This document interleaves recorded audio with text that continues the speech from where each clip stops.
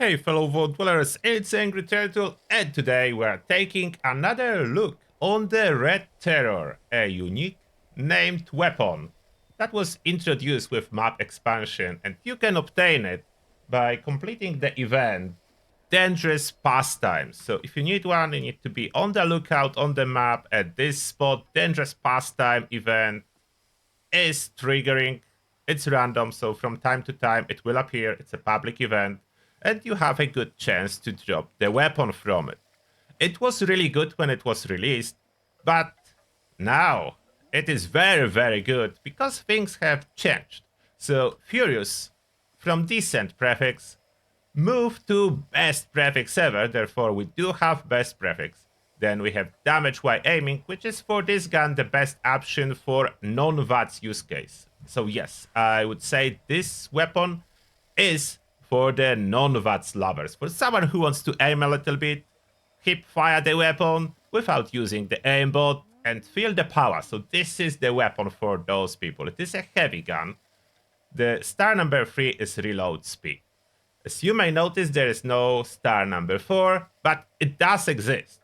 If you observe the stats exactly, normal capacity, ammo capacity for LMG is 75. This one has doubled, so it's a hidden 4-star. It's a hidden 4-star, doubling the ammo capacity, making it very usable, and I really like it. When I want non-Vats weapon, I think that's my pick.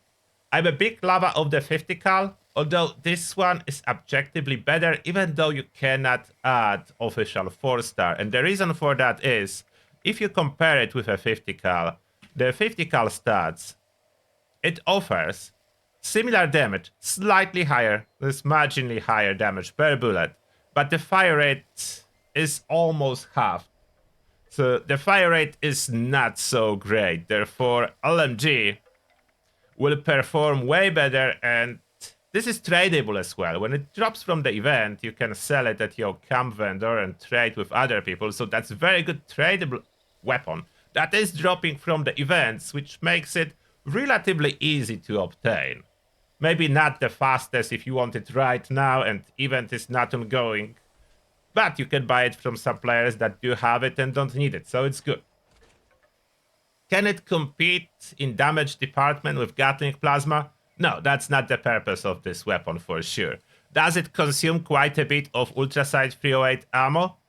It does, although it's no longer a problem as other things have changed. So in addition to the fact that we now have all those onslaught effects synergizing perfectly with that, the perk Scrounger was updated to include ammo that you find on enemies you defeated, and they drop contextual ammo, so you are getting a lot of ammo back. It's not a problem really to farm the ammo for this gun like it was in the past. It's relatively easy to sustain it. As well, you can just search ammo boxes for more. The drops themselves from the very long ago, like if you tried to use it years ago, that would be almost impossible to feed with ammo, as ammo was barely dropping. Now it's no longer a problem like that. It's compatible with full health and low health builds.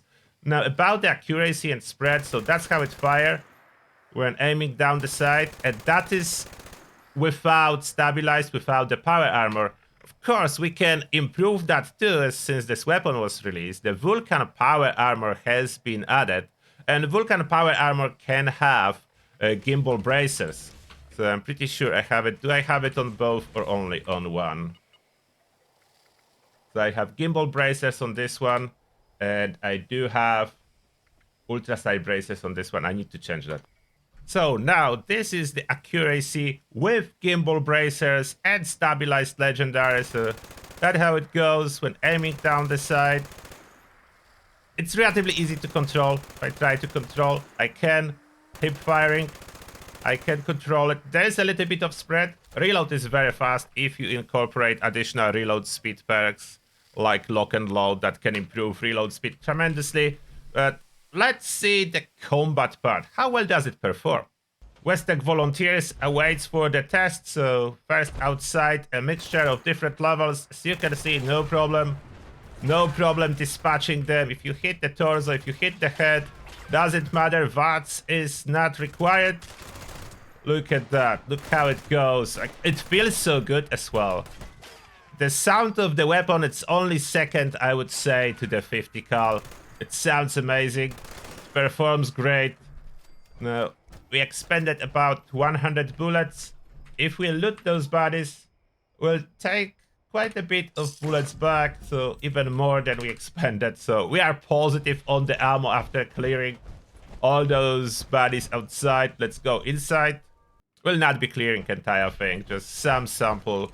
So on the inside, super mutants await. They didn't spawn level 100, but this is okay. There is level 100 Durgo. We do have the damage. As you can see, it's like shredding them in less than a second. Doesn't really need much time to say goodbye to those super mutants. So it is very efficient. Even ammo-wise, like, look at ammo. I spent 65 bullets for the bunch of them in here. If you look how much it's dropping with that, it is dropping more. So every time I'm looting stuff, I'm getting surplus of ammo. I'm getting more ammo than I'm using. That's what I said. The ammo is no longer a problem. Now, about the AP cost, you may notice that AP cost is relatively high. That's 16, which is higher, like almost double of the 50 cal.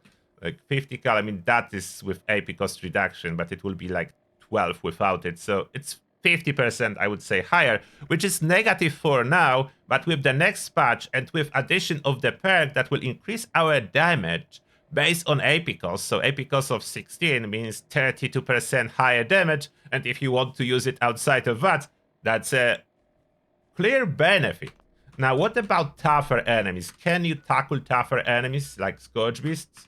So we do have level 100 Scourge Beast in here. We'll have as well a bunch of regular Scourge.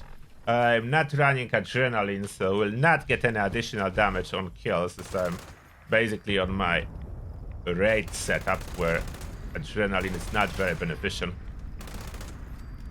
So no problem with Scourge. And oh, one advantage of this gun over other guns that I didn't mention.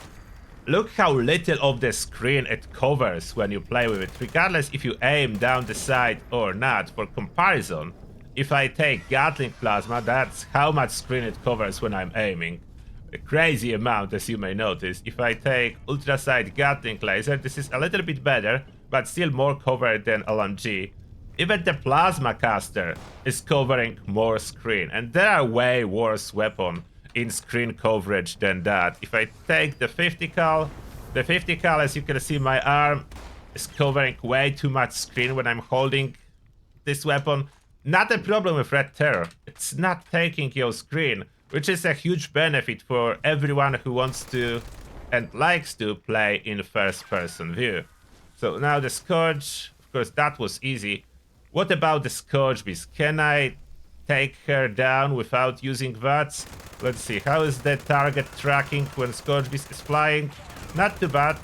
I think hip firing is probably a little bit easier than aiming down the sight, although we do have a bonus when we do aim down the sight. When she's closer, not a problem, and she is killed. So when you cannot use Vats, or when you don't use Vats, I would say this is a great weapon. And look at the amount of ammo that drops on the Scourge Beast. Ammo is dropping everywhere in high quantities.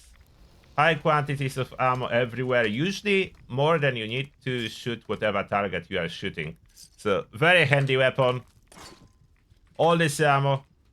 After shooting a lot and testing and shooting the trees, I have about the same amount of ammo as when I started. So ammo is no longer a problem. The weapon is performing very good. It is my #1 choice at this moment for non-VATS, non-spin-up. Instant weapon, like conventional instant weapon, very high fire rate, good ammo capacity, generally all-rounder, perfect synergy. You don't need to craft it legendary, you just drop it as is ready to go. The one mod that you install is Prime Automatic Receiver. You do obtain this plan from fighting Scourge Beast Queen if you need this plan. And that's everything about this forgotten MVP, in my opinion. It's brilliant gun. I don't really see it much at all in the world, and it should be seen more, as I know there's lots of people that like to play without VATS. And you can use it in VATS, but for a brief amount of time, as AP cost is high, so not really recommended. Possible, not recommended. And that being said, this is everything for this video. Thank you all for watching, and see you all in the next one.